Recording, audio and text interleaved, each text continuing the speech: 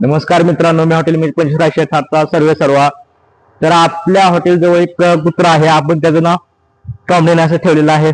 आवाज दिल्यानंतर बघा कशी येते पळत. ए टॉमडे, या या चल आले का? ए माकडे चल, या लवकर ये, चल आले का? काय कराल ते? कुठे गेलते? इकडे माकड तोंडे इकडे. माकडे का कुठले? काय फिरते? कुठे जाते? काय काल बी दिसले नाही, काय नाही. कुठे गेलते? काल कुठे गेलते?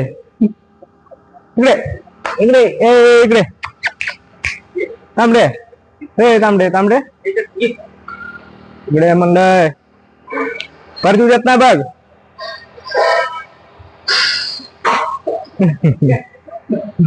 बरं वाटत नाही वाटतं त्याला.